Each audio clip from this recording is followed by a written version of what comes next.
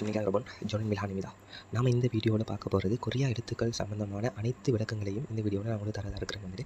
அதில் இப்போ நாம் பார்க்க போகிறது உயிரெழுத்துக்கள் மெய்யெழுத்துக்கள். அதோட கொரியா எழுத்துக்கள் சம்பந்தமான பேசிக்கும் இன்டர்மீடியட் வந்துட்டு இதில் வரக்கூடியதாக இருக்குது. அதில் வந்துட்டு அட்வான்ஸ் வந்துட்டு வர வீடியோக்களில் வந்துட்டு தொடர்ச்சி நான் போடுறதுக்கு இருக்குது. நாம் இதை பார்த்தோம்னு சொன்னால் கொரியா எழுத்துக்கள் வந்துட்டு நிலம், வானம், ஆகாயம் எடுத்துக்கொள்ளுங்க.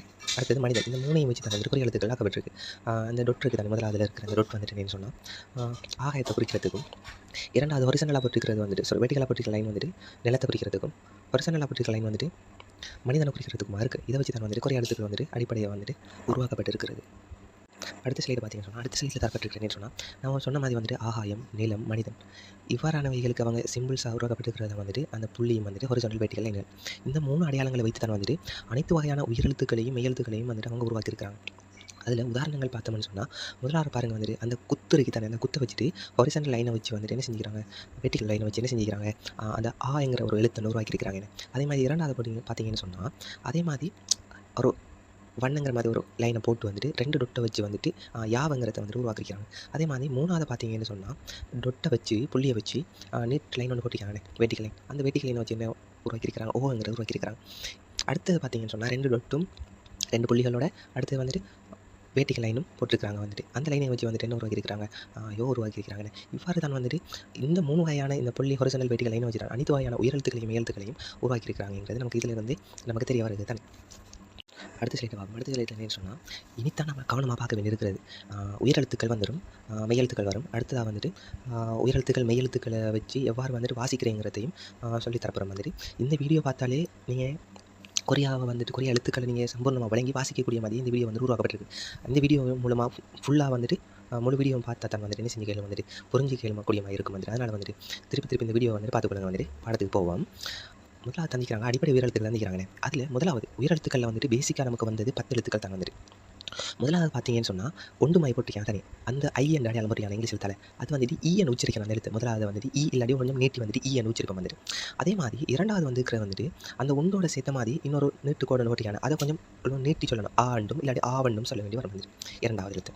அதே மாதிரி மூணாவது தந்திக்கிறாங்க, அதை வந்துட்டு யாவண்டு சொல்லுவோம் தெரியாது, யா அல்லது யான்னு சொல்லுவோம். அதே மாதிரி நாலாவது பார்த்தோம்னு சொன்னால் ஓனாவும் ஓவனா தான் நிற்கிறாங்க. அதில் குறியீடு எப்படி வரும் வந்துட்டு கொரியனில் வந்துட்டு அந்த ஒன்றை வந்துட்டு மறுபடியும் போட்ட மாதிரி மற்ற பக்கம் போட்ட மாதிரி இருக்கணும், அதான் ஓ வந்துட்டு. அதே மாதிரி அஞ்சாவது எழுத்து என்ன நிற்கிறாங்க, அது வந்துட்டு உச்சரிப்பு எப்படி வரும்னு சொன்னால் தமிழில் வந்துட்டு யோவண்டும், அது யோவண்டும் வரும் சரிதானே. இதுதான் பேசிக் வந்துட்டு.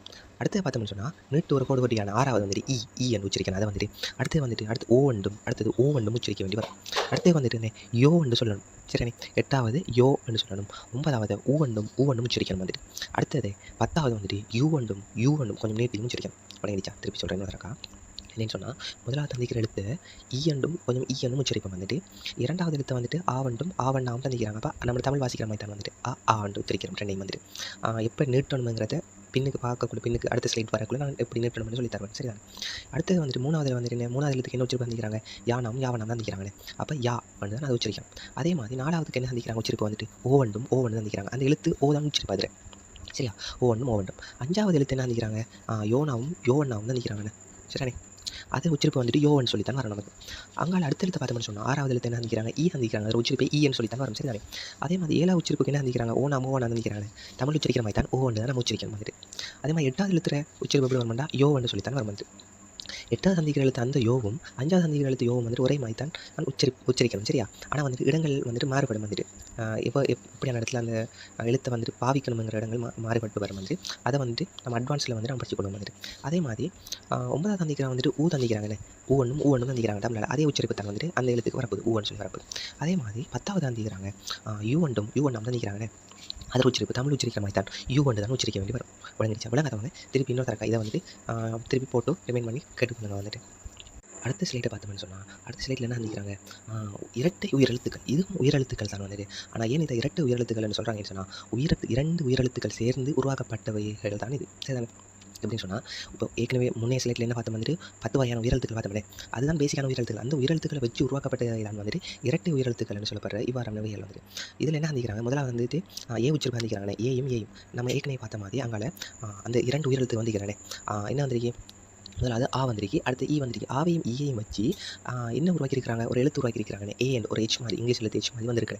அப்படியான ஏங்கிற ஒரு எழுத்தை உருவாக்கியிருக்கிறாங்க. இதுவும் உயிரெழுத்துக்களுக்குள்ள அடங்கும் வந்துருச்சு. இதுவும் உயிரெழுத்து தான். ஆனால் இது என்ன சொல்லுவாங்கன்னு சொன்னால் கொரியன் வந்துட்டு இரட்டை உயிரெழுத்துக்கள்னு சொல்லுவாங்க வந்துட்டு. இதனுடைய ப்ரொனவுன்ஸ் எப்படி வரும் வந்துட்டு ஏ என்றும் இல்லை கொஞ்சம் நீட்டியும் சொல்லலாம் ஏ என்றும் சொல்லுவாங்க வந்துட்டு. சரிண்ணே, அதே மாதிரி அதுக்கு கீழே இருக்கிறதும் அதே தான் வந்துட்டு. அதையும் எப்படி வச்சிருப்பாங்க வந்துட்டு, ரெண்டாவது ஏ என்றும் ஏ என்றும் வச்சிருப்பாங்க. அதுவும் 2 வகையான உயிரெழுத்துக்களை ஜாயிண்ட் ஆக்கி தான் வந்திருக்கு. சரிதானே, அதே மாதிரி 3வது எழுத்துல அதர் உச்சரிப்பு எப்படி வந்திருக்கு, அதுவும் ஏயும் ஏ தான் வந்துட்டு. அதுவும் வந்துட்டு என்னத்தை வச்சு வந்திருக்குதுன்னு சொன்னால் யாவையும் ஈயையும் வச்சு வந்திருக்காங்க. அப்போ அதர் உச்சரிப்பு வந்துட்டு ஏ தான் உச்சரிக்க வேண்டும். வந்து உச்சரிப்புகள் தான் நமக்கு முக்கியம். சொன்னால் அதை வச்சு தான் நம்ம வாசிக்க போகிறோம். அதனால் திருப்பி வழங்காதர்கள் வந்துட்டு திருப்பி ரிமைண்ட் பண்ணி இந்த வீடியோ வந்து பார்த்துக்கொள்ள வந்து. அதே மாதிரி 4வது சந்திக்கிற உச்சரிப்பு எப்படி சந்திக்கிறாங்கன்னு சொன்னால் யோங்கிற எழுத்தையும் ஈங்கிற எழுத்தையும் சேர்த்து ஏங்கிற எழுத்து உருவாக்கியிருக்கிறாங்க. இந்த 4ம் வந்துட்டு ஏங்கிற உச்சரிப்பை கொண்டு வரக்கூடிய எழுத்துக்கள் தானே. முதலாவது, 2வது, 3வது, 4வது இவ்வாறான எழுத்துக்கு ஏங்கிறது ஏங்கிற உச்சரிப்பையும் தரக்கூடிய எழுத்துக்கள் தான் இருக்கிறது. 5வது எழுத்தை பார்த்தோம்னு சொன்னால் ஓவங்கிறதும் ஆவங்கிறதையும் 2 உயிரெழுத்துக்களை வச்சு இரட்டை உயிரெழுத்தாக என்ன உருவாக்கியிருக்கிறாங்க, வாவங்கிற ஒரு எழுத்து உருவாக்கியிருக்கிறாங்க. அந்த எழுத்தினுடைய உச்சரிப்பு எப்படி வரும்னு சொன்னால் வா வந்து உச்சரிக்கப்படும். சரி, வா வந்து வாசிக்கணும் அந்த எழுத்து. அதே மாதிரி 6வது என்ன எழுத்து சந்திக்கிறாங்க, ஓவங்கிறத்தையும் வச்சு ஓ என்கிற எழுத்து உருவாக்கியிருக்கிறாங்க. விளங்கிச்சா, ஓவங்கிற எழுத்தை ஓவங்கிற ஒரு உயிரெழுத்தையும் ஓவங்கிற ஒரு உயிரெழுத்தையும் ஓவங்கிறத்தையும் வச்சு என்ன உயிரெழுத்து உருவாக்கியிருக்கிறாங்க, ஓவங்கிற உயிரெழுத்து உருவாக்கியிருக்கிறாங்க. அதே மாதிரி 8வது உயிரெழுத்தை பார்த்தோம்னு சொன்னால் அதில் உச்சரிப்பு என்ன வந்துருக்கு, வி என்று சொல்கிறாங்க. வியும் வி என்று கொஞ்சம் நீட்டியும் சொல்லணும் வந்துரு. அது என்ன, ஊங்கிற ஒரு உயிரெழுத்தையும் ஈங்கிற உயிரெழுத்தையும் சேர்த்து உருவாக்கப்பட்டது அந்த விங்கிற உயிரெழுத்து. விளங்கிடுச்சா. அதே மாதிரி 8வது என்ன உயிரெழுத்து தந்திக்கிறாங்க, ஈ என்று உச்சரிப்பு தந்திக்கிறாங்க. அதாவது ஈங்கிற உயிரெழுத்தையும் சேர்த்து உருவாக்கப்பட்டது தான் வந்துட்டு இந்த ஈங்கிற உயிரெழுத்து. விளங்கிடுச்சா. திருப்பி ஞாபகப்படுத்தி திருப்பி இந்த வீடியோ வந்து ரிமைண்ட் பண்ணி பார்த்துக்கொள்ளுங்க. அதே மாதிரி அங்கே 9வது எழுத்து என்ன சந்திக்கிறாங்க வந்துட்டு ஓவங்கிற உயிரெழுத்தையும் ஈங்கிற உயிரெழுத்தையும் சேர்த்து வந்துட்டு வேங்கிற உயிரெழுத்து உருவாக்கப்பட்டிருக்கு. அதே மாதிரி கீழே இருக்கிற 10வதும் வந்துட்டு வேங்கிற உச்சரிப்பு தான். அதுவும் வந்துட்டு ஓவங்கிறதையும் ஏங்கிற அந்த எழுத்தையும் டபுள் என்னது உயிரெழுத்துக்களை சேர்த்து உருவாக்கப்பட்டது தான் வந்துட்டு இந்த வேங்கிற உச்சரிப்பு. அதே மாதிரி 11வது என்ன சந்திக்கிறாங்க வந்துட்டு ஊவங்கிற எழுத்தையும் வந்துட்டு ஏங்கிற எழுத்தையும் சேர்த்து உருவாக்கப்பட்டது அந்த வேங்கிற உச்சரிப்பு. விளங்கிடுச்சா. பிள்ளைங்க தானே. இன்னொரு தரக்கா சொல்கிற மாதிரி முதலாவது வந்துட்டு ஏ என்று வாசிக்கணும், 2வது எழுத்தை வந்துட்டு ஏ என்று வாசிக்கணும், அதையும் ஏ தான், 4வதையும் ஏ தான். அந்த 4 எழுத்தினுடைய உச்சரிப்புகள் ஒன்றா தான் வரும். ஆனால் எழுத்துக்கள் மற்றும் சிம்பிள்ஸ் வந்துட்டு நமக்கு மாற போகுது. சரிதானே, அதை நல்லா பார்த்துக்கொள்ளுங்க. ஏ தான் உச்சரிப்பு அந்த 4க்கும். அதே மாதிரி 5வது உயிரெழுத்து என்ன வந்துட்டு வா வந்து உச்சரிக்க வேண்டும், 6வது உச்சரித்து வந்துட்டு ஓ வண்டும், 7வது வி என்றும், 8வது வந்துட்டு ஈ என்று உச்சரிக்க வேண்டும். அதே மாதிரி அங்கே 9வது பார்த்தீங்கன்னு சொன்னால் 9வது 10 11வது இந்த 3 எழுத்தையும் வே என்று தான் உச்சரிக்க வேண்டும். வழங்கிடுச்சா. நாங்கள் திருப்பி வந்து ரிமைண்ட் பண்ணி பார்த்துக்கொள்ளுங்க. இவ்வளோ நேரம் நம்ம பார்த்தது வந்துட்டு உயிரெழுத்துக்கள் பார்த்தோம். உயிரெழுத்தில் வந்துட்டு பெஸ்ட்டுக்கு பார்த்தது முதலாவது பார்த்த மாதிரி உயிரெழுத்துக்களை பார்த்த மாதிரி அடுத்து இரட்டை உயிரெழுத்துக்கள் பார்த்தோம்.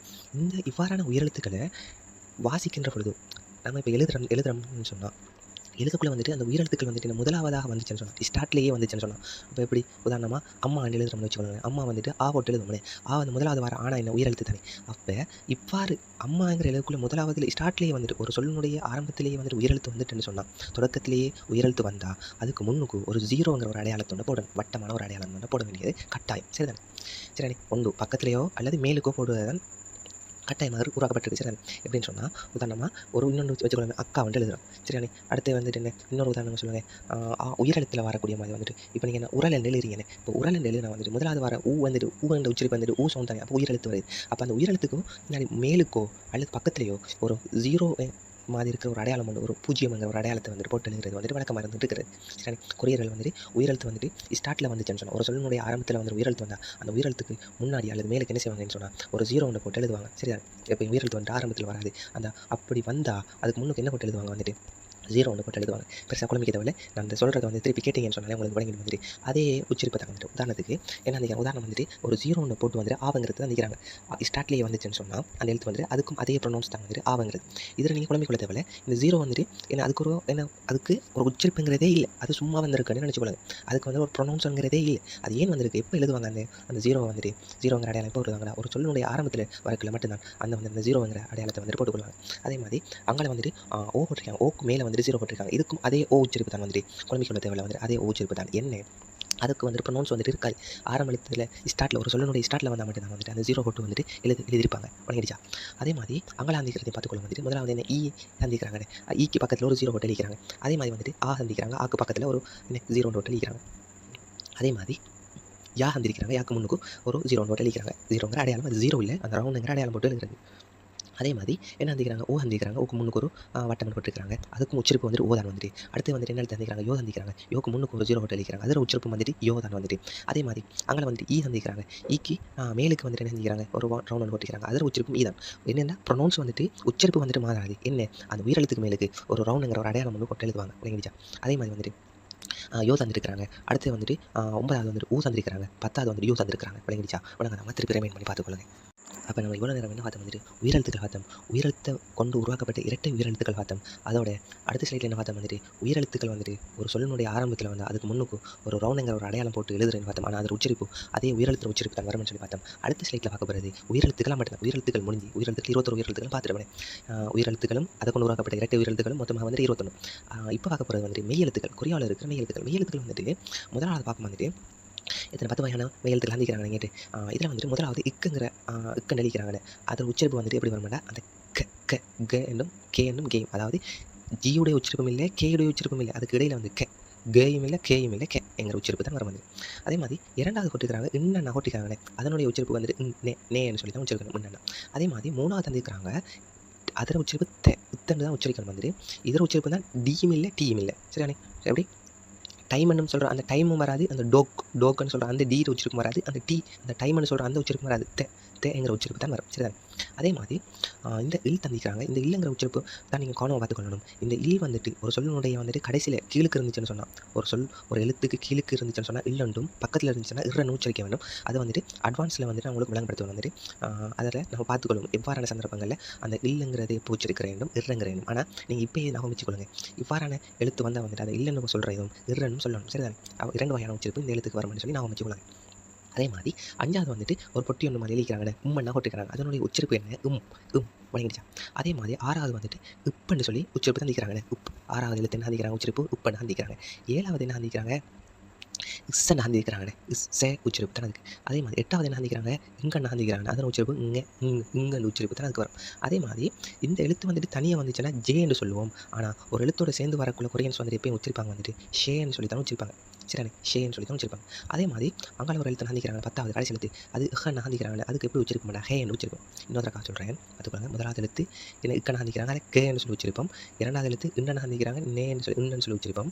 3வது எழுத்து இத்தனை கொட்டிக்கிறாங்க, இத்தனை உச்சரிப்போம்.